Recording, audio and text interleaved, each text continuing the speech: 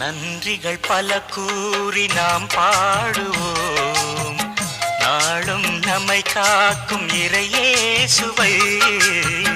நன்றிகள் பல கூறி நாம் பாடுவோம், நாளும் நம்மை காக்கும் இறையேசுவை.